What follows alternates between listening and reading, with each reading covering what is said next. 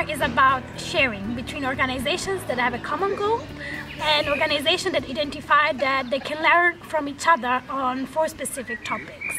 And those topics are training, educational resources, advocacy and partnerships, and also leadership and participation.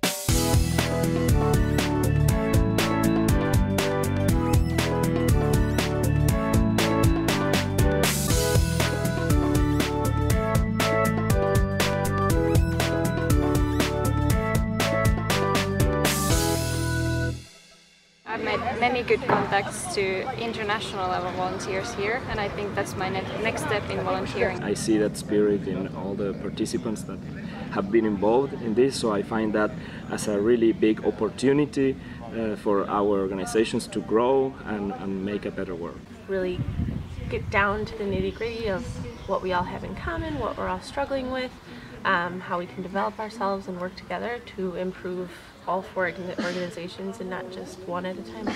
I never get to think about how I do things unless somebody else tells me how they do it, and I can compare it and reflect it.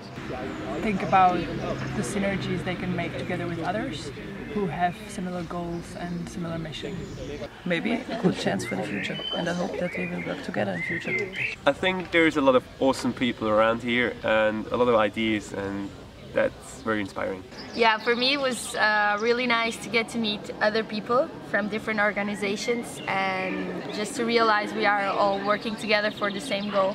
That was really nice. I really like that we're focused on getting to some concrete action plans so we can actually make some changes and start cooperating to improve all of our work. It was very interesting, provocative sometimes, but very interesting. And also the guest speakers brought some quality, I think. As a volunteer working for these kind of organizations, you need a high identification with your own organization.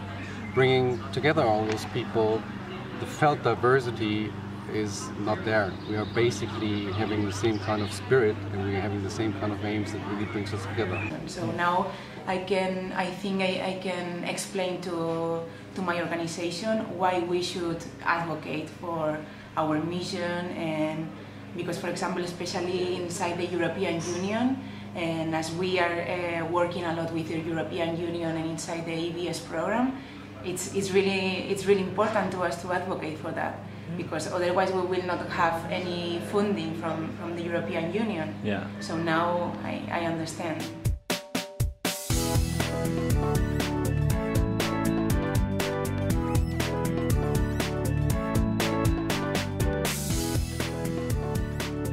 So the idea is to have a game creation weekend or something that could happen during the University of Youth and Development in Molina next year. Checking with our national and international organizations if that would be possible to just get some spots in those trainings. Send kind of personalized messages to our leadership in the offices. Then we need to get funding, where we are focusing on Erasmus+. The plan would be to get the proper content, which I think I can get from Gaia and Francisco. But we want to create this communication network where the calls for interns is open to other organizations as well. The activity will be training for camp leaders, where CISV will share expertise on how to create activities, how to evaluate.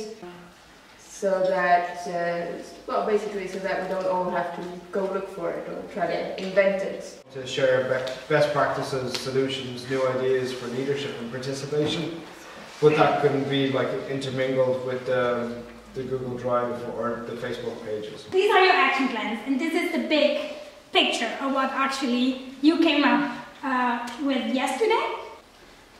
And I think that this sharpened understanding of other organizations and what other organizations do, what they stand for, and how they try to reach that. Also sharpens our understanding when we then go back and look at our own work and our own environment. I feel like these are some common understandings, that there are some things we can look at in the future. There are some aspects that we can benefit from if we cooperate, and to bring all of our organization to a somewhat next level, the next step in state of the art.